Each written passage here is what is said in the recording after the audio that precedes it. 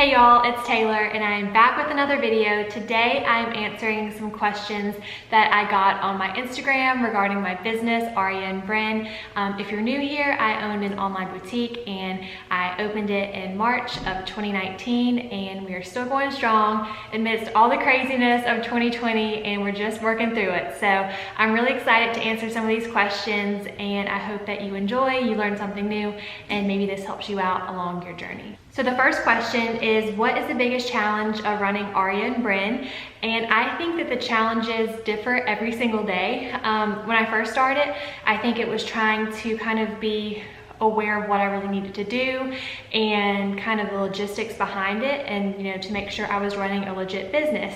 But now that we kind of got all those growing pains worked out, now it's been trying to navigate this pandemic and figure out, how to pivot and how to, kind of compensate for some of the things that we were doing back when the world was normal. So as a business owner, everything changes every day. It's fun, but also it can be a little bit anxiety inducing, but it's just learning how to try and work through it. And I think we're all just trying to work through it. Especially in 2020, this year has been so weird and unprecedented that I think we're all just trying to do what we can with what we have. So the next question is, what has been your driving factor as you created and continue to run A and B? Love you. I love you too, Caroline. I would definitely say our amazing brand reps. We have 110 of them from all over the United States, and we're just like a little community, and I really do love them so much. I go to them for advice. They come to me with stuff, and we celebrate milestones and cheer each other on. So just knowing that I have those really strong and kind women in my corner makes the days that are a little bit harder just easier to cope with. And I think we all just are yearning for community, and we all just want, friendship and fellowship. And so definitely those girls keep me going, and I love them so much. The next question is the ABCs of starting your own business. What is actually important to know? So I would say that start with a business plan, because we all have these really cool ideas in our heads and we think that it's perfect and we're so excited. But then when we put pen to paper and really start, visualizing it and actualizing it and thinking, oh my gosh, like this could really be something, it's good to kind of rip it apart and say, what could go wrong here? What's the risk here? Analyze that, look at what you want your numbers to be or what you're thinking of. And it doesn't have to be perfect. It could just be, I plan on spending this much a month in advertising or this much a month in whatever. Then it kind of just gets the ball rolling. So start with that. There are really good templates online that you can find.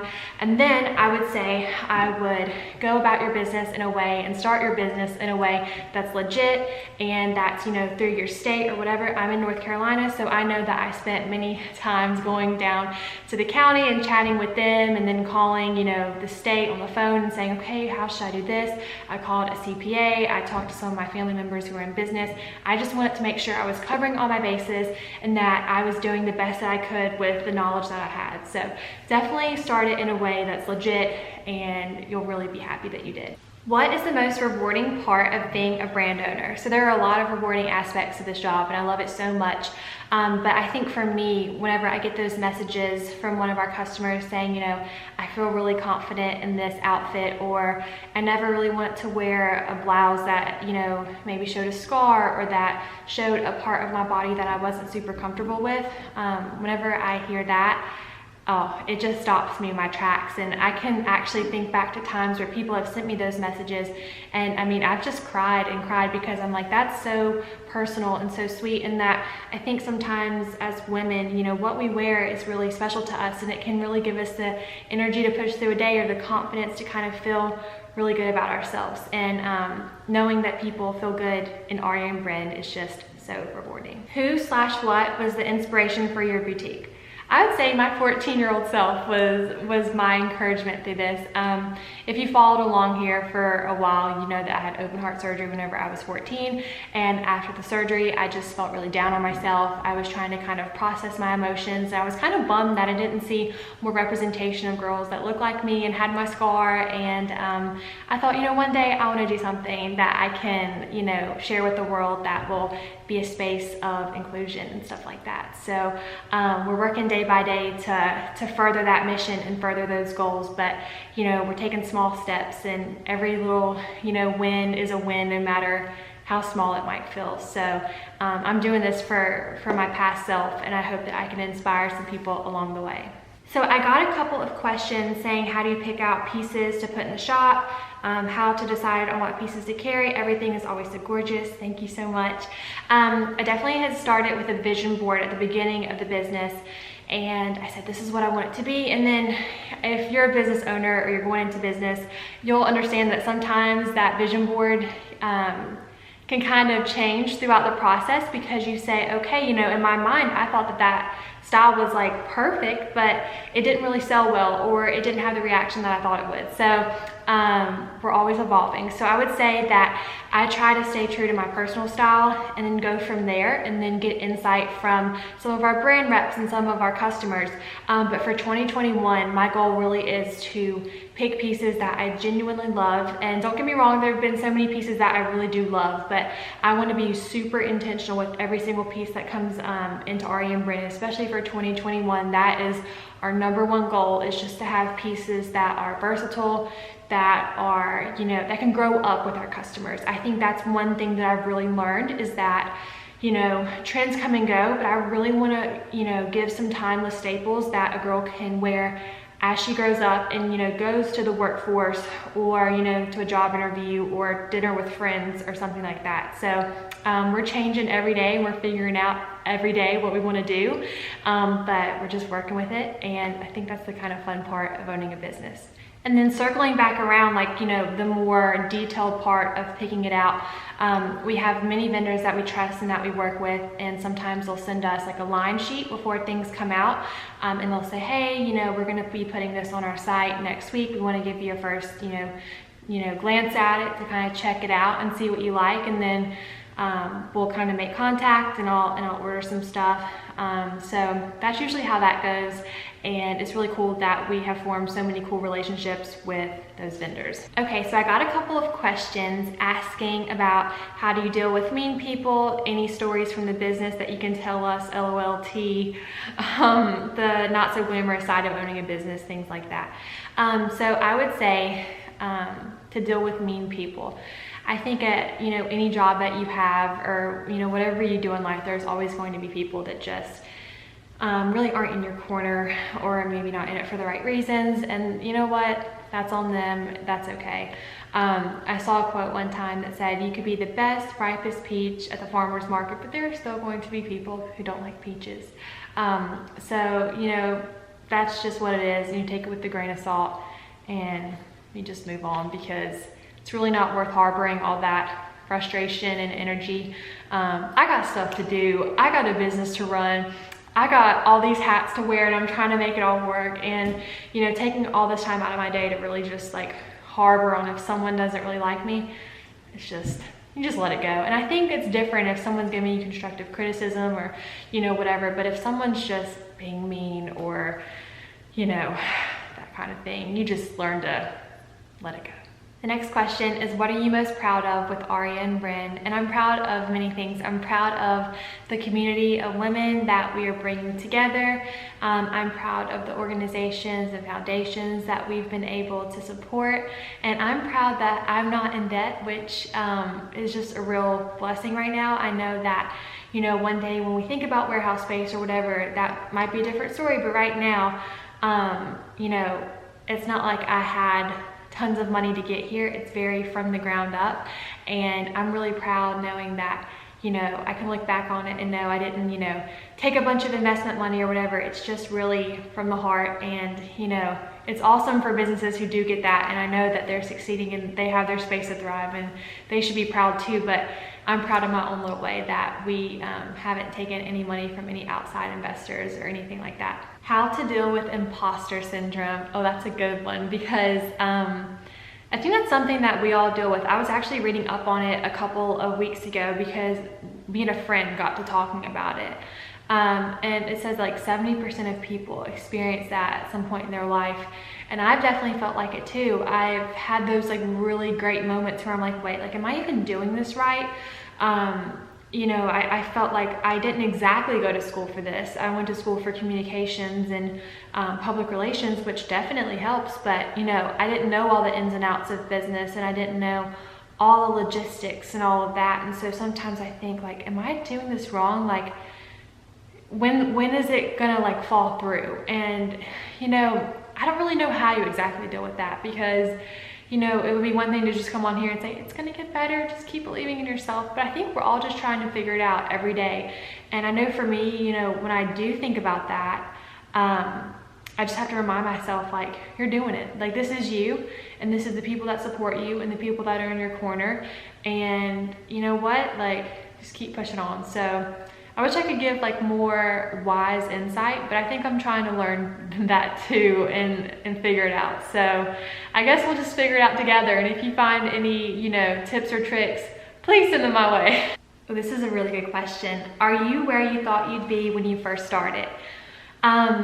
I would say yes, but to be honest, I say yes, but I didn't even know what to expect within like 6 months. So of course you visualize yourself happy and just trying your best, which is what I'm doing right now. But I can definitely say whenever I first started, I didn't even know what to expect. I said, I'm gonna give myself 1 year, and if this is a flop, that's fine, we'll pack it up. But if it's a bop, or if it's turning into a bop, we're gonna continue and we're gonna try. And I think that, you know, every day, you know, we're learning, and every day we are trying to figure this out. And I think that's what life is. So I think my past self would be pretty proud right now. And just knowing that we've built a community of women, like I've circled back around to so many times in this video, but I think that's like something that I don't know I quite expected, that I would have such an amazing group of women surrounding me during this process. So I would say in that aspect, I would be definitely blown away and even further along than I thought I'd be. If you could tell yourself one thing at the beginning of starting ARIA and BRIN, what would it be? I would say that do not make any permanent decisions based on how you feel in a moment. There have been so many times where I think that something's the right fit for us, or that the next business move is the right fit, but you know, just patience and pacing yourself, because it's one thing to have a business that just skyrockets and takes off, but with that, that's a lot of risk. So I, you know, would tell myself, slow and steady wins the race. Do what you can with what you have, and it will work out. Because at the beginning, I was thinking that I needed to do all these big elaborate things, when in reality, what's helped the most for my business is just keep producing, you know, content, keep putting out new collections, keep building those really genuine relationships with customers, and it all just works itself out. And I'm by no means an expert. I by no means don't have everything worked out, but I'm really glad that I didn't jump into some of the things that I was envisioning whenever I first started. Okay, this next question, ooh, this is fun. It says, is it expensive to run ARIA and BRIN? I think everything is kind of relative to where you are in your life, and what's expensive for someone might not be expensive, or vice versa, or whatever. But I will say, I definitely was not expecting some of the things as far as fees and as far as kind of just the logistical price side of owning a business. The way my business is set up, I pay taxes quarterly, and then we can circle back around in April and see where we're at and that type of thing. And yeah, it's, you know, nothing to drop quite a bit of money on those, you know, quarterly taxes, and, you know, keeping a domain and keeping your website up, and the subscription fees, and, you know, buying clothes. That can be so expensive. If you decide to carry really quality pieces, is what we're trying to do, is just carry really good pieces. And that's not something that's super, you know, inexpensive. It's got a price tag to it. So yeah, I was definitely very, you know, blown away kind of at the end of the year and throughout the year, when you do, you know, check-ins with your budget and your numbers, and you kind of just look at your books and say, wow, that's real money. And you know, they always say the boss is the last to get paid, and yeah, it's true. Like, you're focusing on building this business and pumping all the money that you get back into this business so that you can make it work, and especially during a pandemic, you're trying to stay afloat. So I would definitely say that was one thing I was not quite expecting, was it can be expensive if you really put a lot of money into what you think you need to put money in, to make it grow. I don't know if that quite made sense, but there are a lot of things I feel like I have to keep on top of if I want to keep new customers coming in and, you know, forming those relationships with new folks. And yeah, it can be expensive, but at the same time, you can always leverage that to your needs. And, you know, if you don't want to go big, you don't have to go big. If you want to, you know, take some time and say, okay, we're going to dial this back, it's what you're comfortable with. But as far as things that you can't control, like paying taxes, that can be very expensive. But I think the rest you can kind of tailor to your needs. But yeah, get ready for some fees and stuff like that, and, you know, filing and keeping a business up to date and all that good stuff. But you know what, we just work through it and we say, okay, I gotta do this, so gotta write the check out, gotta pay with the card. So that's probably the best advice I can give on that front. So the last question is one piece of advice for someone who wants to start their own business. And I would say, as cheesy as it sounds, to go about everything with kindness and love in your heart, and just be good to people, and be good to people for the right reasons, and be good to people because that's just where your heart is, not because you want something from it or because you want to look a certain way, but because you genuinely want to be good to people. And in your business transactions, with your customers and anyone else, and just be kind, because I think that, you know, that will help you go far. And just be in it for the right reasons too. Do it because you want to make an impact and you want to help out people and you want people to feel good about themselves. And you know, the money will come, and it might take a while for the money to come, but I think that if your heart's in it for the right reasons, life just has a funny way of working out. So that's my spill and all that. I thank you so much for watching this video. You can find us at shopariaandbrin.com. You can find us on Instagram at ARIA&BRIN. You can find us on Facebook. And I just really appreciate you watching. I hope you learned something new, or you got a laugh, or we just had a good moment together and you feel like you're just hanging out with a long lost friend. So thank you so much for watching, and I will see you guys later.